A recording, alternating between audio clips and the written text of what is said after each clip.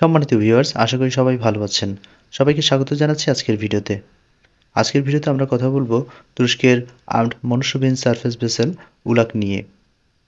তুরস্ক সম্প্রতি তাদের প্রথম আর্মড মনুষ্যবিহীন সারফেস ভেসেল উলাক কাতারের রপ্তানির জন্য চুক্তি করেছে। কাতারে অনুষ্ঠিত একটি প্রদর্শনীতে তুরস্কের প্রতিরক্ষা প্রযুক্তি কোম্পানি মেটেক্সান ডিফেন্স কাতারের স্বরাষ্ট্র মন্ত্রণালয়ের সাথে একটি চুক্তি স্বাক্ষর করেছে।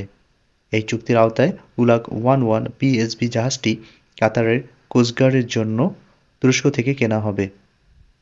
উলাক একটি অত্যাধুনিক প্রযুক্তি সমৃদ্ধ জাহাজ যা বিভিন্ন সামরিক মিশনে ব্যবহৃত হতে পারে। জাহাজটির দৈর্ঘ্য 11 মিটার এবং ওজন 2 টন। এর গতি সর্বোচ্চ 65 কিমি ঘন্টায় এবং এর রেঞ্জ প্রায় 400 কিমি। উলাক বিভিন্ন ধরনের অস্ত্র বহন করতে পারে। এতে থাকবে 12.7 মিলিমিটার অটোমেটিক উইপেন সিস্টেম। এছাড়া এতে উমটাস লেজার গাইডেড অ্যান্টি-ট্যাঙ্ক মিসাইল ও সিট লেজার গাইডেড রকেট সংযুক্ত করা যাবে, যা একে একটি শক্তিশালী আনম্যান্ড সারফেস ভেসেলে পরিণত করবে।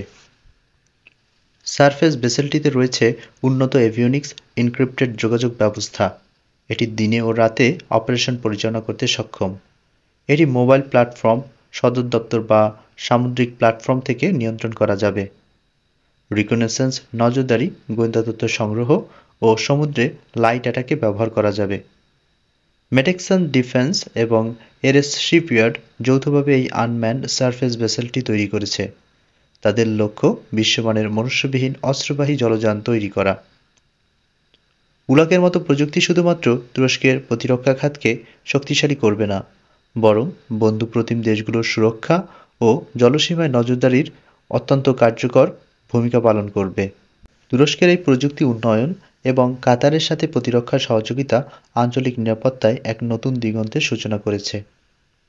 আজ এ পর্যন্তই, দেখা হবে পরের ভিডিওতে। ভিডিওটি ভালো লেগে থাকলে লাইক করুন, সাবস্ক্রাইব করুন এবং বেল আইকনটি ক্লিক করতে ভুলবেন না। আপনাদের মূল্যবান মতামত কমেন্ট সেকশনে জানাতে ভুলবেন না। সবাই ভালো থাকুন, সুস্থ থাকুন। আসসালামু আলাইকুম। ধন্যবাদ সবাইকে।